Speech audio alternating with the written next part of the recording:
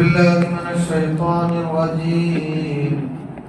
بسم الله الرحمن الرحيم. الحمد لله رب العالمين، الصلاة والسلام على أشرف المرسلين وعلى آله وصحبه أجمعين. أما بعد. حديث ابن عباس رضي الله عنه. മഹാനായ Ibn Abbas റളിയല്ലാഹു അൻഹു പറയുന്ന ഹദീസ്. അദ്ദേഹം പറയുന്നു, മറൻ നബി സല്ലല്ലാഹു അലൈഹി വസല്ലം, ഒരിക്കൽ നബി സല്ലല്ലാഹു അലൈഹി വസല്ലം നടന്നുപോയി, ബിഖബറൈനി, രണ്ട് ഖബറിന്റെ ചാരത്തിലൂടെ. നബി തങ്ങൾ രണ്ട് ഖബറുകൾക്കിടയിലൂടെ നടന്നു പോവുകയാണ്. ആ സമയത്ത് നബി സല്ലല്ലാഹു അലൈഹി വസല്ലം പറഞ്ഞു, ഇന്നഹുമാ ലയുഅദ്ദിബാൻ,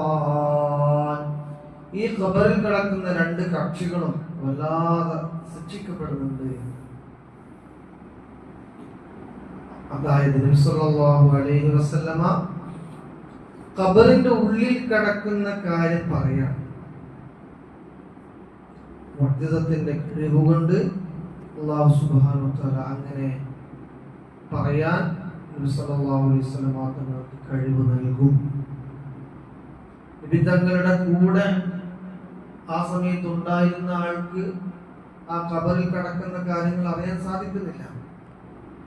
അതാണ് മുഅ്ജിസത്ത്.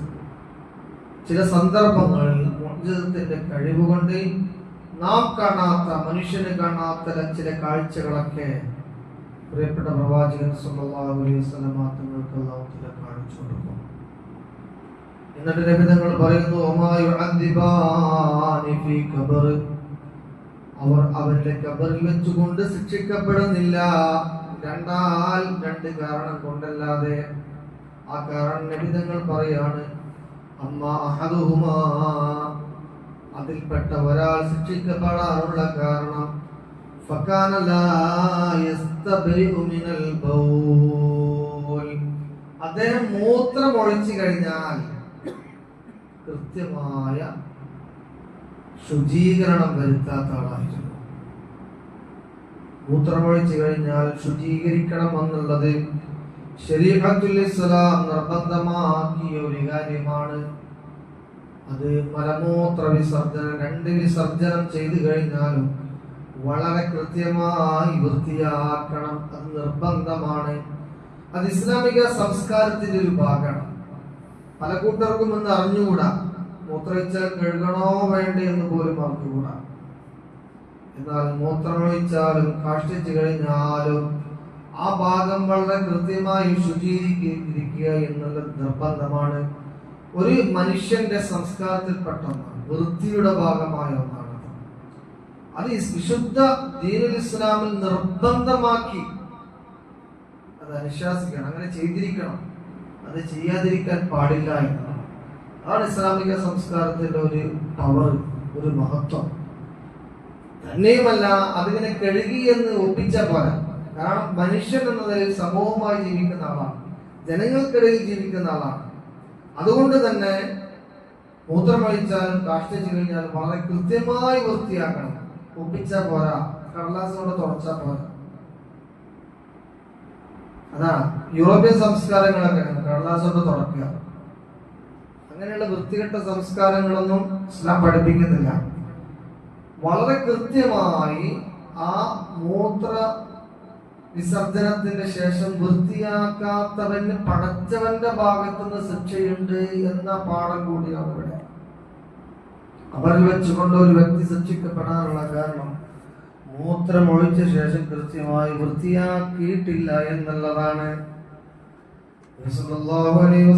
തങ്ങൾ പറയുന്നു, അപ്പോൾ മറ്റൊരാൾ ശിക്ഷിക്കപ്പെടാനുള്ള കാരണം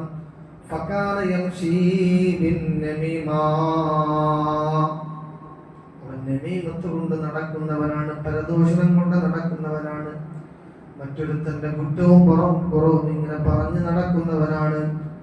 അങ്ങനെ പറഞ്ഞ ശേഷം നബി സല്ലല്ലാഹു അലൈഹി വസല്ലം തങ്ങൾ എന്ത് ചെയ്തു? ثم أخذ جريدة رطبة فشقها നിസ്ഫൈൻ, ഒരു ചെടി പറിച്ചെടുത്തു, എന്നിട്ട് രണ്ട് ഭാഗമായി പകുത്തു, എന്നിട്ട് ഫഅസ്സറ ഫീ കുല്ലി ഖബ്രിൻ വാഹിദ, ഓരോ ഖബറിന്റെ മുകളിൽ കുത്തിവെച്ചു. ഖാലു യാ റസൂലല്ലാഹ്, സഹാബാക്കൾ ചോദിച്ചു, അല്ലാഹുവിന്റെ റസൂലേ, ലിമ ഫഅൽത ഹാദാ, എന്തിനു വേണ്ടിയാണ് താങ്കൾ ഇത് ചെയ്തത്? ആ സമയത്ത് നബി സല്ലല്ലാഹു അലൈഹി വസല്ലമ പറഞ്ഞു, ഖാല ലഅല്ലഹു യുഖഫിഫു അൻഹുമാ ലം യൈബസാ, അത് പച്ചപ്പിൽ ഇങ്ങനെ നിൽക്കുന്ന കാലത്തോളം ആ പച്ചയായ സസ്യങ്ങള് ഈ ഖബറിൽ കിടക്കുന്ന വ്യക്തികൾക്ക് വേണ്ടി പൊറുക്കലിനെ ചോദിച്ചു കൊണ്ടിരിക്കും. ആ പച്ചപ്പ് ഖബറിന്റെ മുകളിൽ ഇങ്ങനെ നിൽക്കുന്ന കാലത്തോളം അവരുടെ പാപങ്ങൾ പൊറുക്കാൻ അതൊരു കാരണമായേക്കാം എന്ന് മഹാനായ മുഹമ്മദ് മുസ്തഫ സല്ലല്ലാഹു അലൈഹി വസല്ലമ തങ്ങൾ പറയുകയാണ്. അഥവാ സസ്യങ്ങളെ വെച്ച് മുളപ്പിക്കുക ഖബറിന്റെ മുകളിൽ, അത് സുന്നത്തായ കാര്യമാണ്. കാരണം മനുഷ്യൻ ദിക്റുകൾ ചെല്ലുന്നത് പോലെ ഓരോ സസ്യങ്ങളും ദിക്റുകൾ ചെയ്തുകൊണ്ടിരിക്കുകയാണ്. ഓരോ സസ്യത്തിനും ജീവനുണ്ട്, അതിന് ശ്വസനമുണ്ട്, അതിന് പരാഗണമുണ്ട് എന്നെല്ലാം ഭൗതികശാസ്ത്രം എന്നും പറയുന്നുണ്ട്.